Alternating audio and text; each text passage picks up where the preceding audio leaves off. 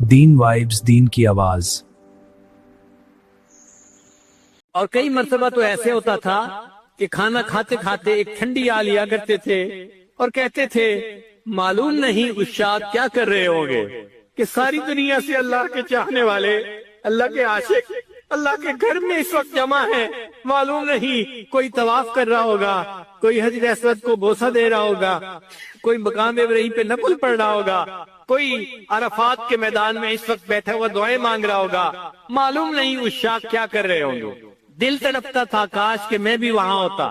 جسم گھر میں ہوتا تھا اور دل حجاج کے ساتھ اٹکا ہوا ہوتا تھا۔ دل کہہ رہا ہوتا تھا اجازت ہو تو آ کر میں بھی شامل ان میں ہو جاؤں، اجازت ہو تو آ کر میں بھی شامل ان میں ہو جاؤں۔ سنا ہے کل تیرے در پر ہجوم عاشقاں ہوگا، اے اللہ کل آپ کے در پر آپ کے کفن بردوش جا پہنچے مگر مرنا نہ سیکھا تھا۔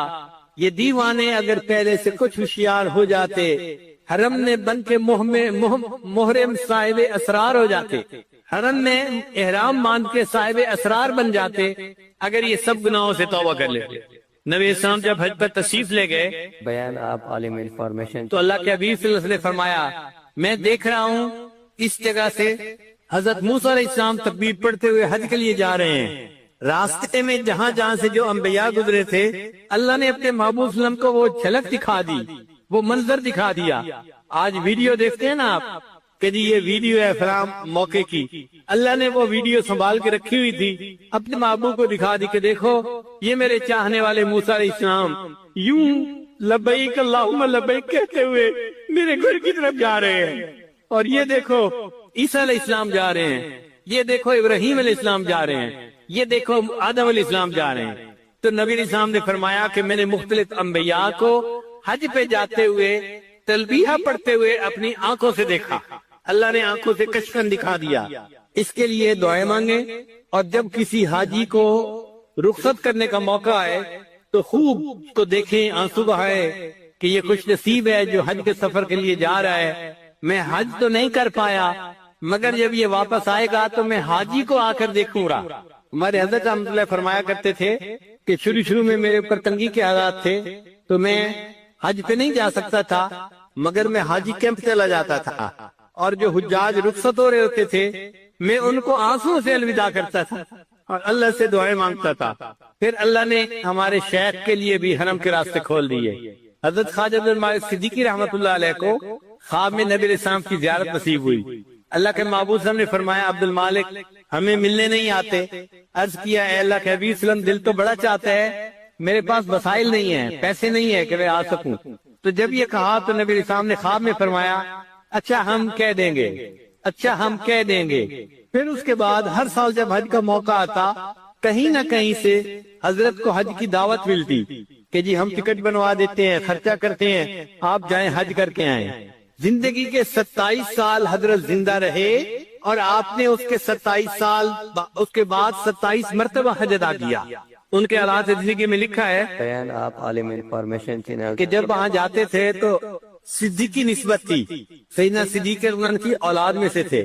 جب ان کو سلام پڑھا کرتے تھے تو سلام کا جواب سنا کرتے تھے وعلیکم السلام یا ولدی، اے میرے بیٹے وعلیکم السلام۔ ساری زندگی سلام پڑھتے تھے، جواب سنتے تھے، جواب سنتے تھے۔ جب آخری مرتبہ حج کیا تو سیدنا صدیق اکبر کی طرف سے آواز آئی وعلیکم السلام، اور جو بیٹے کہا کرتے تھے وہ نہیں کہا گیا، تو حضرت کو اسی وقت پتہ چل گیا کہ اب مجھے لوٹ کے نہیں آنا، یہ میں آخری حج ہوں جو کر کے اپنے رب کے پاس چلا جاؤں گا۔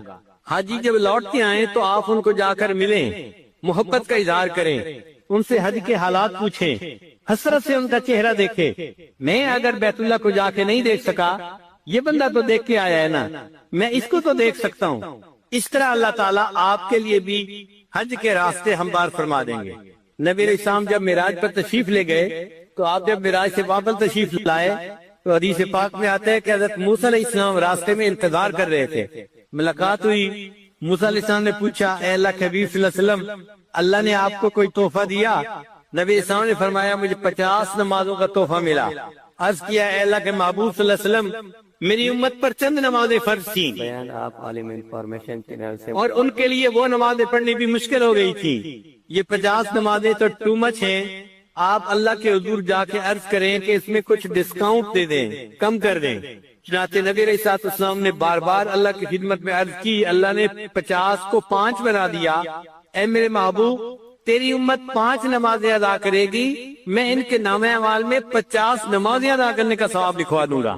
تو علماء نے یہاں نقطہ لکھا ہے کہ بھائی انبیاء تو اور بھی تھے، حضرت موسیٰ علیہ السلام نبی اسلام کا راستے میں بیٹھ کے انتظار کیوں کر رہے تھے؟ تو علماء نے اس کا جواب یہی دیا ہے، وہ کہتے ہیں کہ دیکھو انبیاء میں حضرت موسیٰ علیہ السلام کو اللہ نے طور پر بلا کر، کوہ طور پر بلا کر ہم کلامی کا شرف عطا کیا تھا۔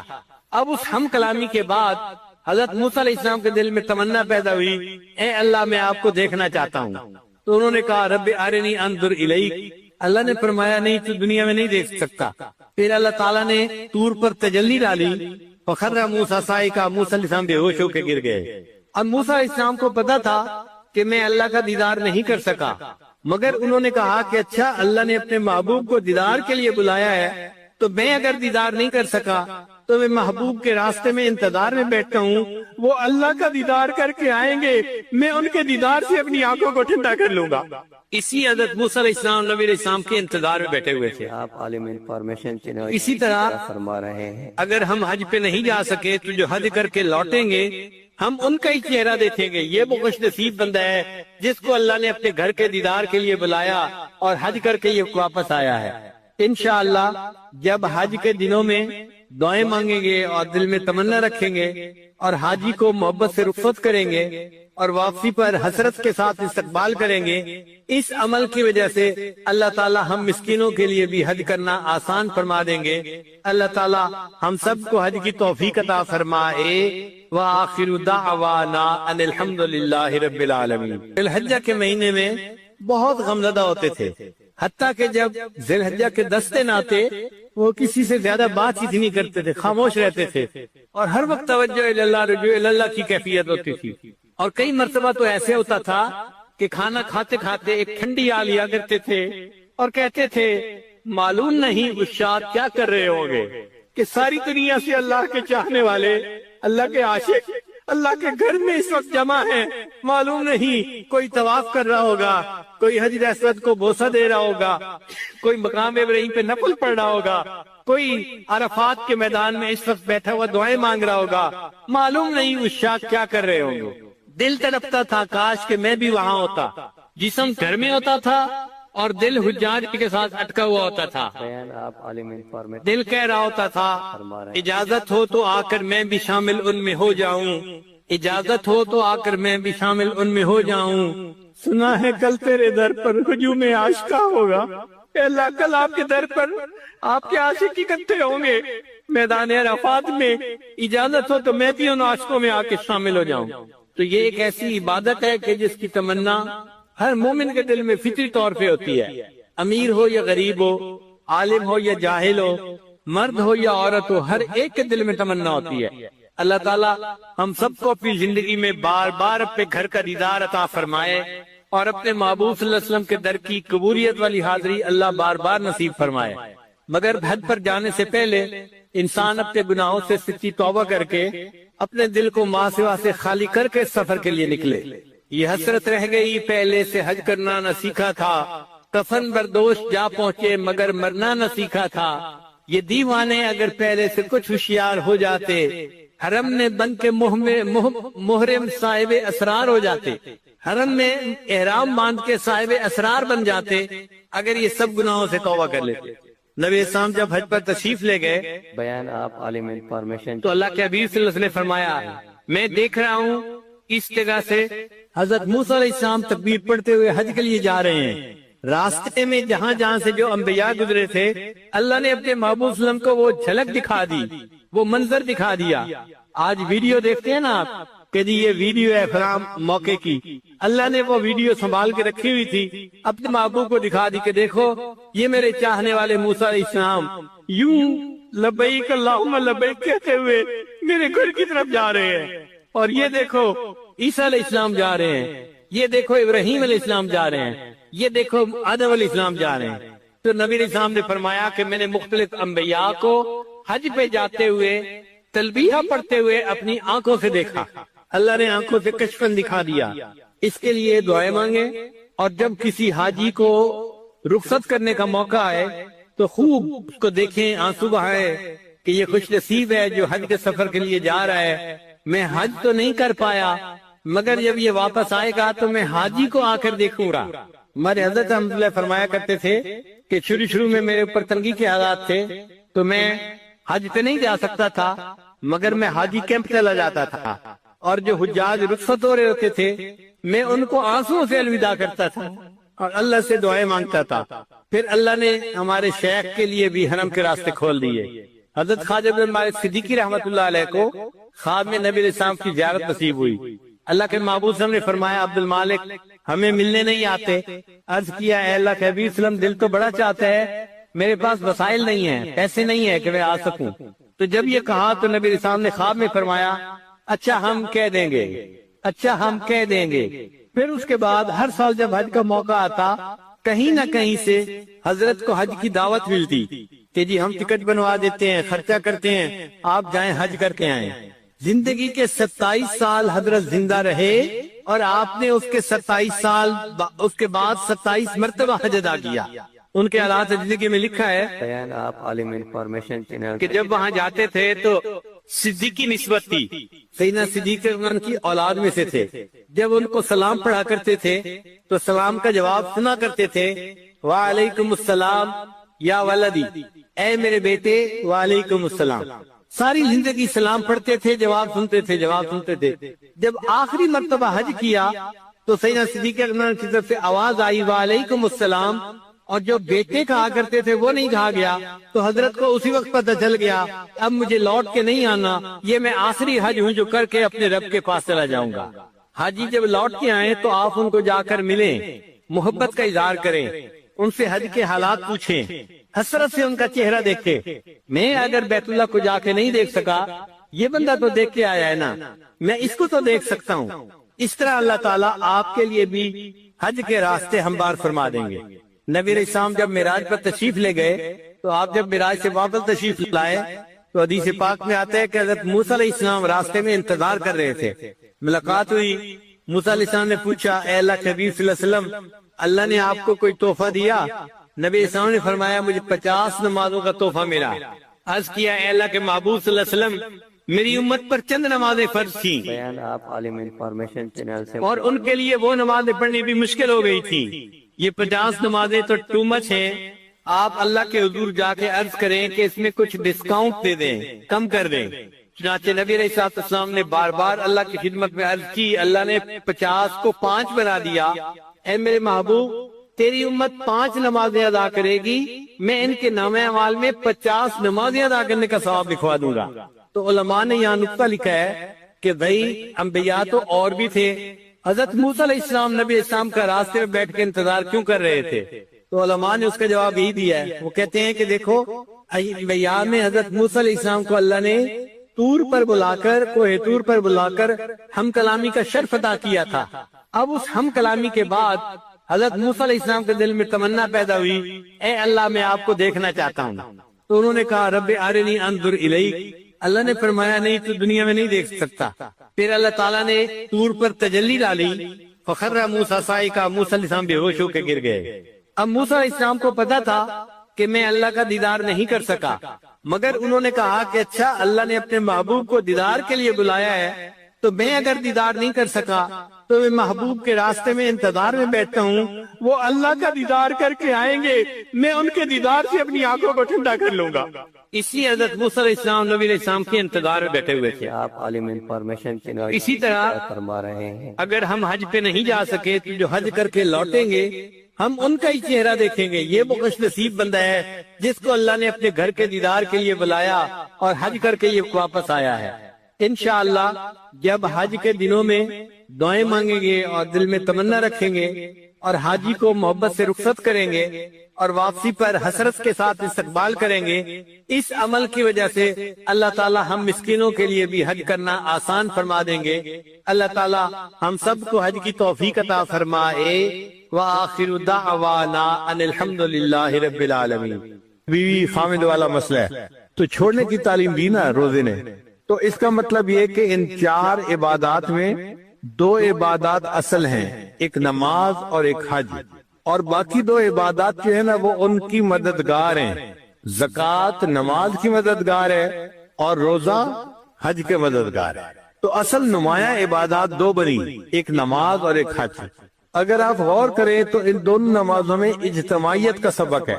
نماز میں بھی اجتماعیت کا سبق ہے، 5 وقت ایک مرد اپنے گھر سے نکل کے مسجد میں آئے اور جماعت کے ساتھ نماز پڑھے، پھر ایک ہفتے کے بعد مسجد نہیں محلے کے لوگ ایک جامع مسجد کے اندر آ کر نماز پڑھے تو بڑا مجمع کر دیا گیا۔ پھر سال میں 2 مرتبہ شہر کے لوگ شہری سطح کے اوپر عید کی نماز کے لیے اکٹھے ہوں، تو دیکھو اجتماع بڑھاتے گئے۔ تو نماز کا مقصد بھی اجتماعیت سکھانا تھا اور حج کا مقصد بھی اجتماعیت سکھانا ہے۔ حج میں بھی اسی طرح ہوتا ہے، ساری دنیا سے اللہ کے چاہنے والے بندے اپنے گھروں کو چھوڑ کر، کاروبار کو چھوڑ کر، احرام باندھ کر نکل پڑتے ہیں اور اللہ کے گھر کی طرف چل پڑتے ہیں۔ وہاں حرم میں کسی ایک ملک کے بندے نہیں آتے، کسی ایک قوم اور قبیلے کے بندے نہیں آتے، پوری دنیا سے ایمان والے سمٹ سمٹ کے یہاں آتے ہیں، لاکھوں کا مجمع ہوتا ہے وہاں پہ۔ تو اجتماعیت نماز میں بھی تھی اور اجتماعیت حج نے بھی سکھائی، مگر اس میں ایک مزے کی بات ہے کہ ایک ایسا وقت آیا کہ جہاں حج کے موقع پر حج کا اجتماع اور نماز کا اجتماع اکٹھا ہو گیا۔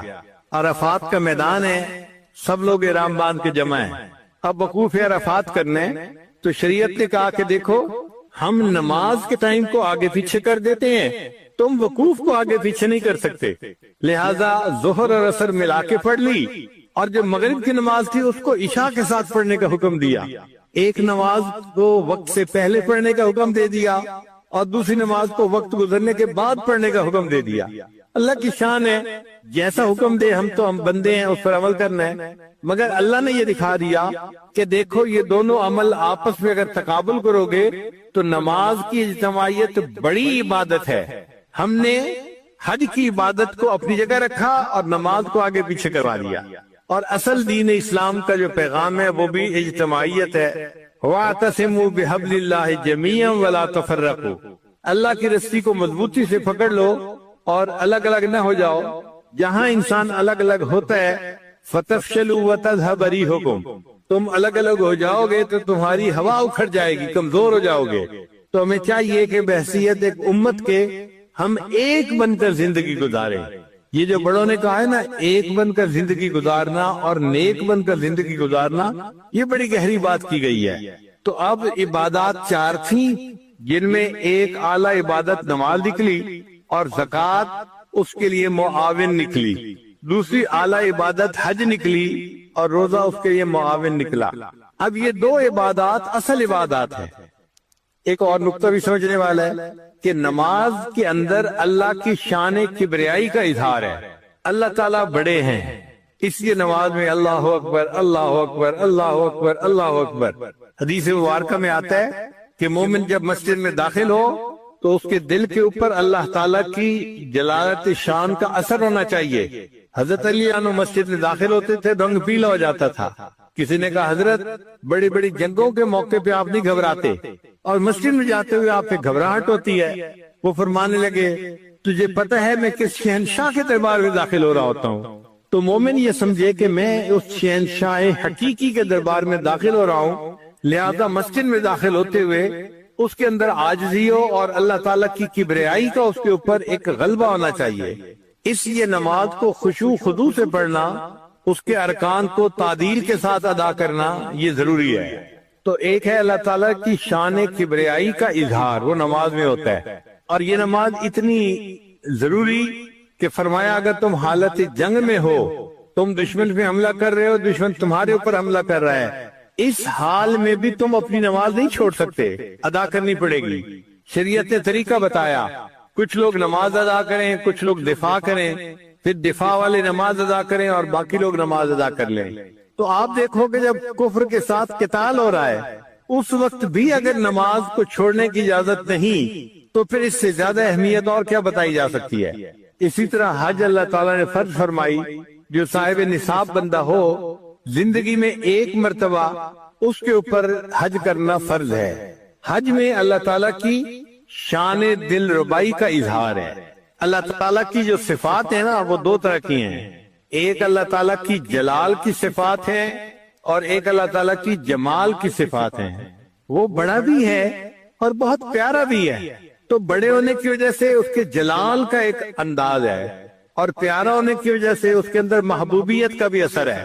تو اللہ تعالیٰ نے نماز کو اپنے جلال کے اظہار کے لیے بنایا اور اللہ نے حج کو اپنے جمال کے اظہار کے لیے بنایا۔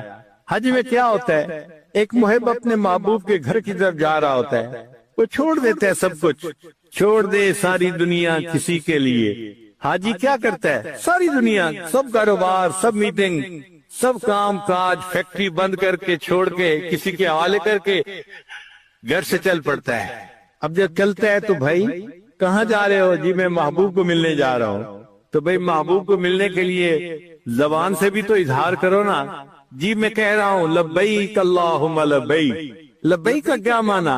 اے میرے محبوب میں حاضر خدمت، میں آپ کا ہوں۔ لبیک اللہم لبیک، لبیک لا شریک لک لبیک، ان الحمد والنعمت لک والملک لا شریک لک۔ اللہ کوئی تیرا شریک نہیں، جیسا محبوب تو ہے ایسا کوئی اور محبوب دنیا میں ہے ہی نہیں، بس میں آپ کے در پہ جھکنے کے لیے اپنے گھر سے چل پڑا ہوں۔ تو حج میں اللہ تعالیٰ کی شان دل ربائی کا اظہار ہے۔ اب عموماً دیکھا گیا ہے کہ مہمان بہت سارے آنے ہو نا تو ان کو پہلے کسی ایک جگہ اکٹھا دیا جاتا ہے اور پھر ان کو اصل جگہ پہ لایا جاتا ہے۔ اللہ تعالیٰ نے بھی ایسے کیا، میرے بندو آ جاؤ اور مینا کے اندر تم اپنا قیام کر لو۔ جب اکٹھے ہو جاؤ گے تو پھر 8 ذی الحجہ کو 5 نمازیں مینا میں ادا کرنا اور پھر 9 ذی الحجہ کی جو صبح ہوگی اس کو تم مینا سے چل کے عرفات میں اکٹھے آ جانا۔ اب حاجی لوگ پہلے مینا میں اکٹھے ہوتے ہیں اور پھر وہاں سے چل کے عرفات میں جاتے ہیں، اور عرفات میں اللہ نے جو عبادت حج کی بنائی وہ دعا مانگنا بنائی۔ اگر اللہ تعالیٰ چاہتے تو 2 رکعت نماز کو حج بنا دیتے، اللہ کے اختیار میں تھا، مگر ہمارے لیے مصیبت ہو جاتی۔ کچھ لوگ تو نماز ادا کر لیتے اور کچھ میرے جیسے ہوتے جو ابھی وضو ہی کرتے پھر رہے ہوتے، بڑھاپا ہے اور وقت لگتا ہے زیادہ واش روم میں، تو ان کا وضو ہی نہ ہوتا اور ان کی جماعت ہی رہ جاتی۔ تو اتنا سفر کر کے جاتے اور وہاں جا کے نماز پڑھ نہ سکتے، ان کی تو حج چلی جاتی۔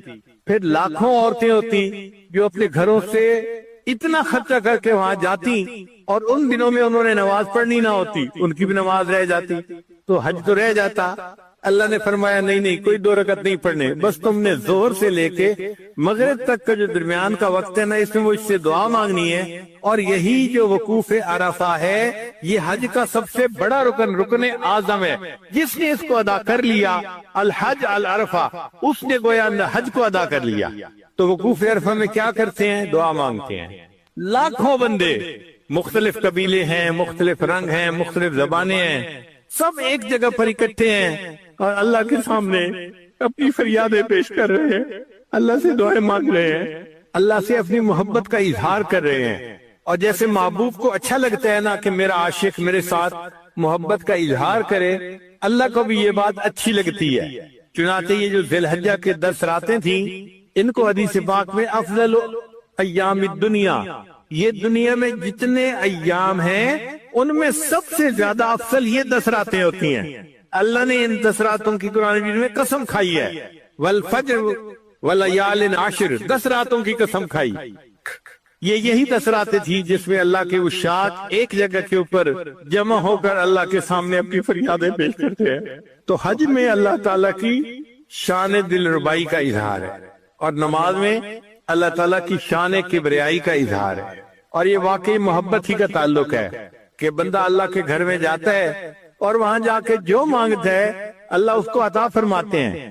چنانچہ حدیث پاک میں آتا ہے کہ جس بندے نے حج کر لی، رجع کیوم ولدت امہ، وہ اس طرح اپنے گھر واپس لوٹتا ہے جیسے اس دن پاک تھا جب اس کی ماں نے اس کو جنم دیا تھا۔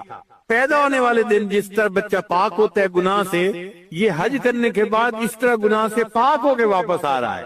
اتنا بلند مرتبہ کر دیا، اتنا اجر عطا کر دیا۔ اس لیے نبی علیہ السلام فرماتے ہیں کہ میں نے عرفہ کے دن شیطان کو اتنا ذلیل ہوتے ہوئے دیکھا کہ اتنا ذلیل ہوتے ہوئے تو کہیں اور نہیں دیکھا. یا تو بدر والے دن شیطان کو ذلیل ہوتے دیکھا تھا یا پھر عرفہ میں ذلیل ہوتے دیکھا. وہ اپنے سر میں مٹی ڈالتا ہے, چیختا ہے, چلاتا ہے, میری سالوں کی محنت ضائع ہو گئی. اور اللہ تعالیٰ آنے والوں کی ہر دعا کو قبول فرما لیتے ہیں. اللہ تعالیٰ نے حضرت آدم علیہ السلام کی توبہ کو بھی وہیں قبول کیا تھا. میدان عرفات میں ایک چھوٹی سی پہاڑی ہے, اس کو جبل رحمت کہتے ہیں. آدم علیہ السلام جب وہاں پہنچے تھے تو اللہ نے ان کی توبہ کو قبول فرما لیا, اور یہ بھی فرما دیا کہ میرے پیارے نبی علیہ السلام, آپ کی اولاد میں سے اگر کوئی بندہ گناہ کر بیٹھے گا اور اسی جگہ کا آ کر توبہ کرے گا, میں اس کی بھی توبہ کو قبول کر لوں گا. تو وقوف عرفہ کی یہ نعمت ہے جو اللہ تعالیٰ جس کو چاہتے ہیں عطا فرما دیتے ہیں. اسی حدیث پاک میں آتا ہے کہ جو بندہ وقوف عرفہ کرے اور پھر اس کے بعد یہ سمجھے کہ میری مغفرت نہیں ہوئی, اللہ تعالیٰ اس بندے سے ناراض ہوتے ہیں. اگر کوئی سخی کے دروازے پہ جا کے مانگے اور پھر یہ کہے جی کہ مجھے کچھ نہ ملا, تو سخی کو غصہ آتا ہے. تم کون ہو یہ کہنے والے کہ میرے دروازے سے کوئی بندہ خالی جا سکتا ہے؟ اگر دنیا کا سخی اپنے دروازے سے کسی کو خالی نہیں جانے دیتا, اللہ تعالیٰ تو احکم الحاکمین ہے, وہ تو بادشاہوں کے بھی شہنشاہ ہیں, وہ بھی اپنے دربار میں سے کسی کو خالی نہیں جانے دیتے. بندہ دعائیں مانگتے ہیں, اللہ قبول فرما لیتے ہیں. اچھا, اتنا کافی تھا کہ گئے اور وہاں پہ دعا مانگ لی, وقوف عرفہ ہو گیا. فرمایا نہیں, ابھی کام مکمل نہیں ہوا, ابھی تو تم نے صرف میرے ساتھ محبت کا اظہار کیا ہے. ایک میرا دشمن بھی ہے, اب اس دشمن کے ساتھ تم بیزاری کا اظہار بھی کرتے جاؤ. یا اللہ کیسے کرے؟